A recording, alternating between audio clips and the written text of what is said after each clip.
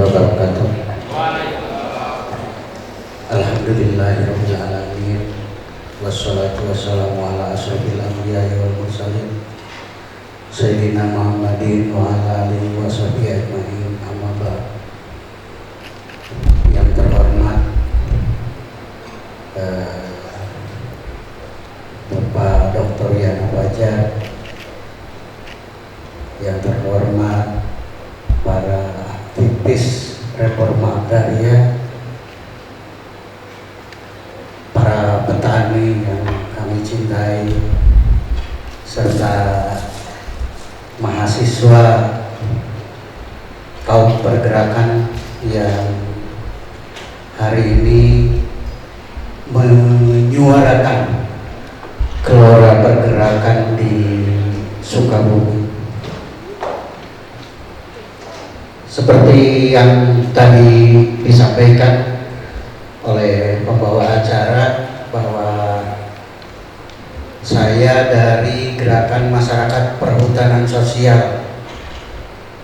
Mungkin saudara-saudara bertanya, apa hubungannya Gerakan Masyarakat Perhutanan Sosial Indonesia dengan reforma agraria? Jadi ingin saya sampaikan bahwa reforma agraria ini terjadi atas dasar adanya konflik agraria. Konflik agraria di Sukabumi khususnya, umumnya di Indonesia, terjadi pada lahan hak guna usaha atau HGU. Nomor kedua, konflik agraria itu berada pada kawasan hutan.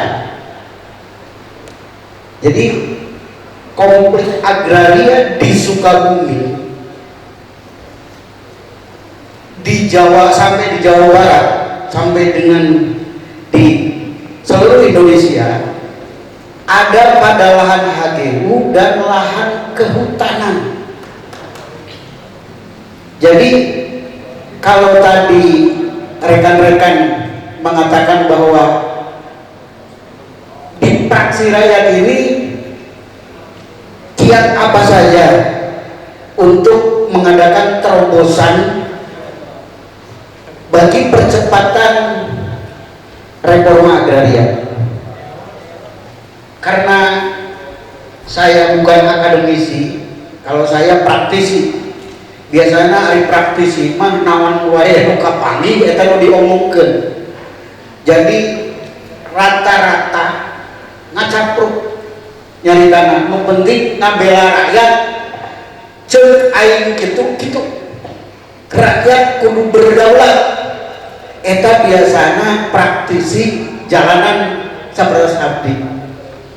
Jadi insya Allah saya berbicara tentang reforma agraria ini sejak tahun 2009.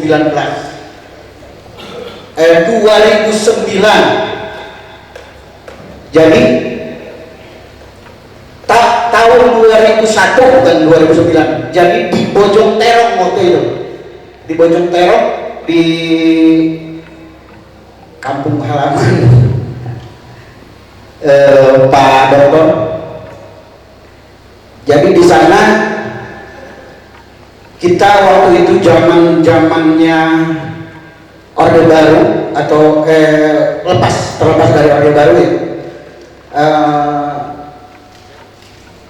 semuanya represif. Jadi kaum petani ini dari sejak saat itu sampai hari ini sama. Dan perlu kawan-kawan ketahui bahwa konflik agraria yang tadi saya katakan yang adanya di lahan perkebunan dan lahan kehutanan, sampai hari ini hukum tinggal hukum, undang-undangnya ada, tapi tidak pernah dilaksanakan. Yang seperti kata Kang Ojak tadi, keadilan ini hanya milik orang yang punya duit. Jadi bagi masyarakat itu, bagi petani khususnya yang tidak punya duit, nggak ada rasa keadilan itu. Contoh di PTPN 8 kebun Golpara di atas itu pada tahun 1988 keluar SK HGUDA tahun nomor 88 tentang pemberian hak guna usaha terhadap PT PN 8 Kebun Buah Par. Tapi yang diterbitkan sertifikatnya adalah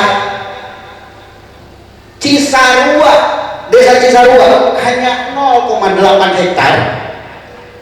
Pada desa Sukamaju 97 hektar.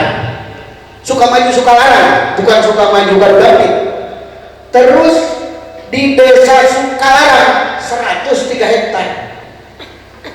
Tiba-tiba PT PN 8 mengelola kebun dari ujung Buah Barat sampai dengan ujung Cipetir, Sukamaju.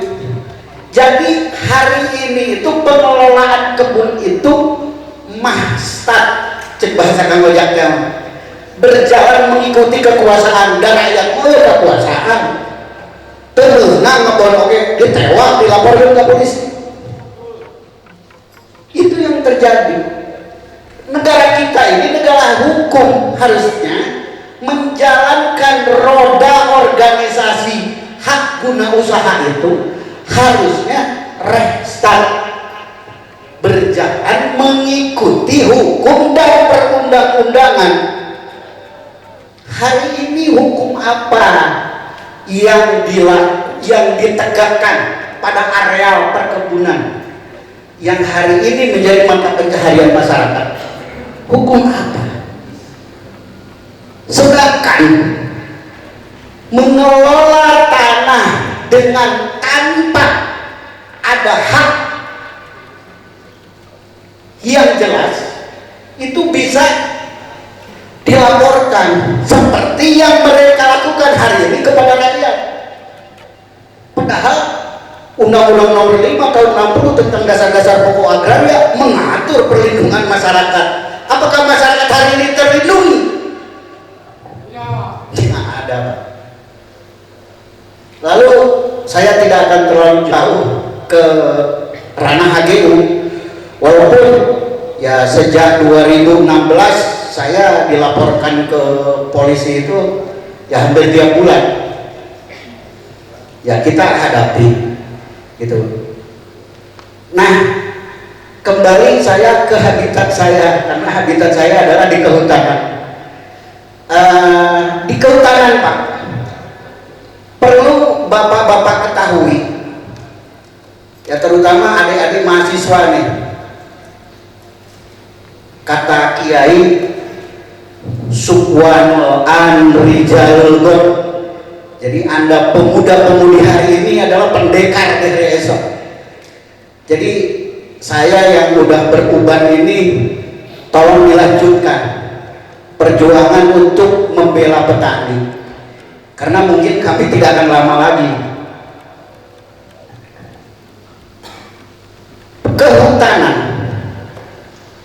Kehutanan ini pemainnya Pak ada 3.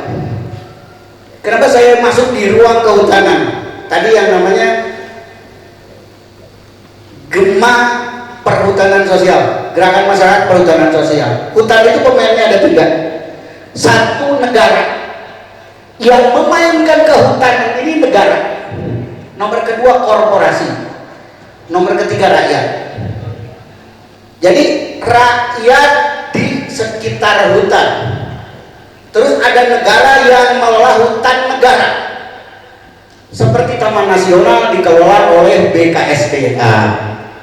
Terus hutan produksi dikelola oleh Perhutani. Apakah di situ tidak ada rakyat? Ada rakyat Pak.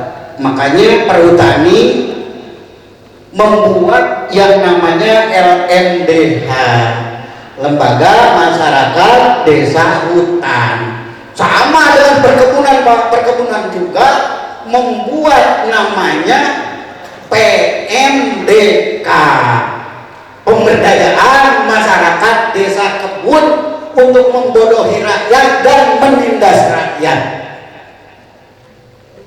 Baik Pak namanya PMDK, tapi lihat apa yang terjadi PMDK hari ini itu dipakai oleh mereka sebagai kedok menyewakan lahan kepada para korporasi, ke orang-orang yang berduit dengan merampas garapan-garapan rakyat yang hari ini.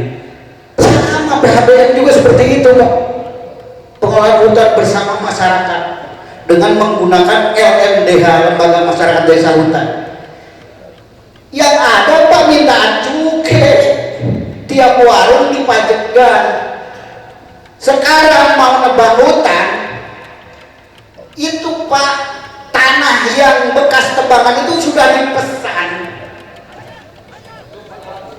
Sudah dipesan, pemesannya ada. Dan hari ini yang terjadi hari ini itu tidak serta-merta. Hutan ini diciptakan oleh Belanda. Mereka menciptakan hutan dengan menanam kayu non endemik.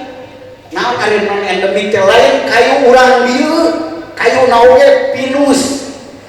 Lain kayu nu aya asli di Indonesia, nu ditelak pinus.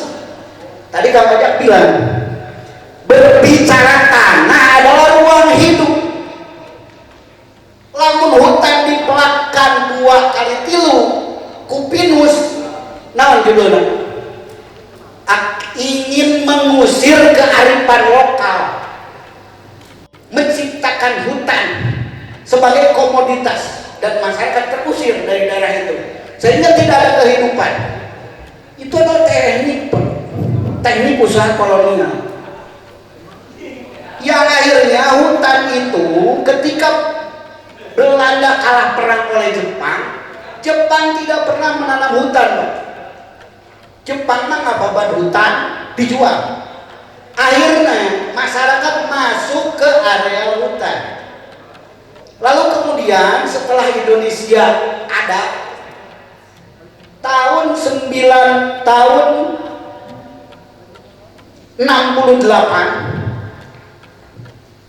tahun 65 itu BTI masuk hutan Pak, dibagi-bagikan tanah.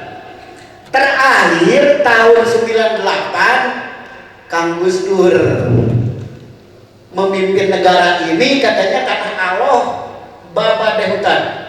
Akhirnya ribuan masyarakat masuk dan diam di wilayah hutan. Dan tercatat, coba Kang dilihat, tercatat di Kabupaten Sukabumi ada sekitar yang PPTPKH kan? Di Kabupaten Sukabumi ada sekitar 96 desa dengan jumlah penduduk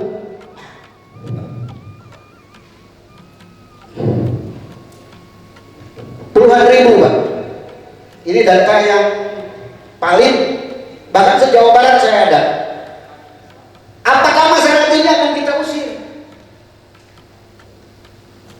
Apakah negara hadir ketika warga negara hari ini mau pemilu, diminta nyoblos, diminta partisipasinya, setelah partisipasinya dapat dan dia duduk, apakah ada pembelaan bagi mereka?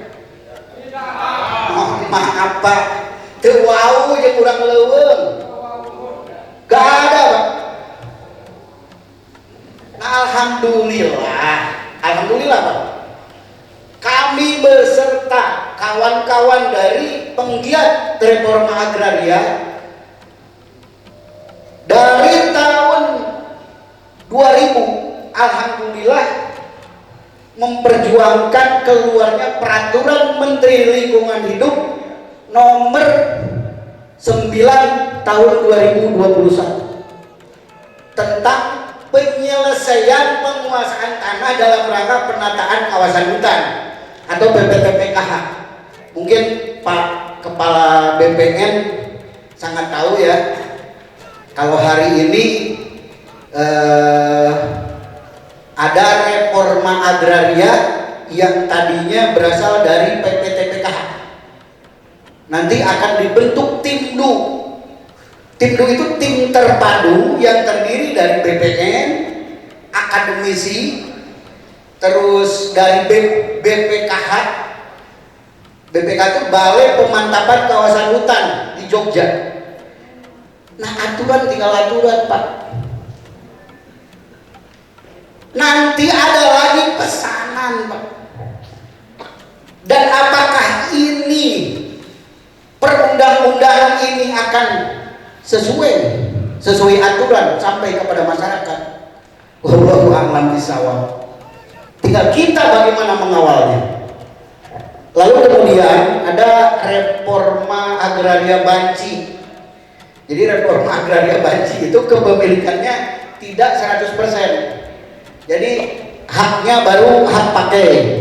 Jadi hari ini Pak, melalui peraturan Menteri KLHK nomor 287 yang hari ini digugat juga oleh Perhutani di Pengadilan Tata Usaha Negara, tapi alhamdulillah keluar peraturan Menteri nomor 4 tahun 2022 tentang pembelahan hutan.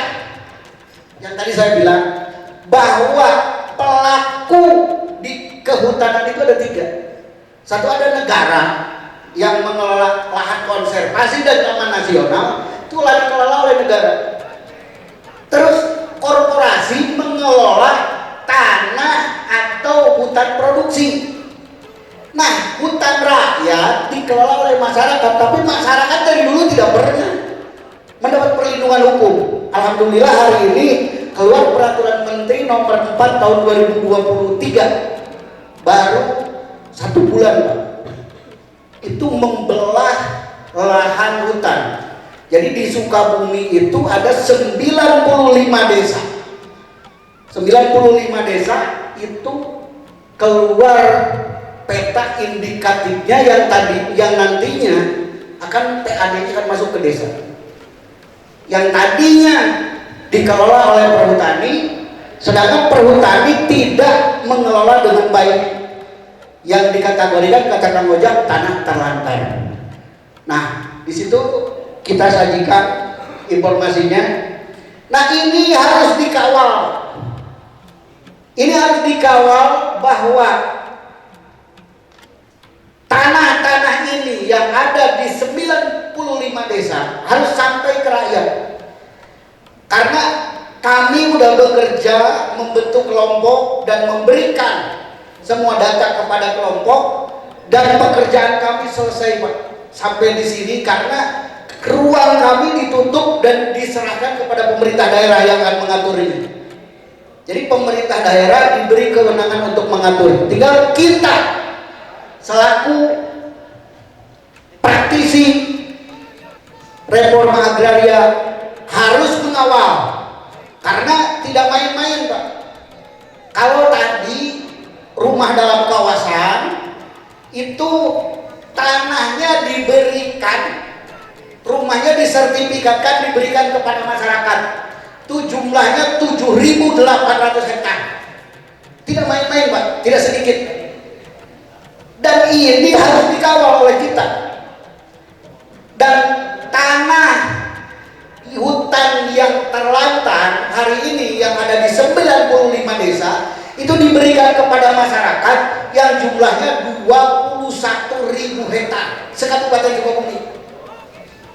Ciambar Pak, Ciambar yang itu ada untuk kawasan industri itu 300 hektar diberikan untuk masyarakat Pak.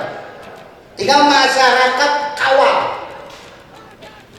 Mungkin ini yang ingin saya sampaikan karena ini sangat penting untuk diketahui oleh semua tim daripada reforma agraria yang tadi kata Kang Ojak, bahwa kita mencari formula ide pergerakan. Mungkin kami hari ini menyampaikan bahwa ini gerakan kami, nanti ide dan gagasan untuk percepatannya akan dilibatkan semuanya, termasuk dari kalangan akademisi. Demikian dari kami. Wabillahi taufiq wal hidayah. Wassalamualaikum warahmatullahi wabarakatuh. Waalaikumsalam.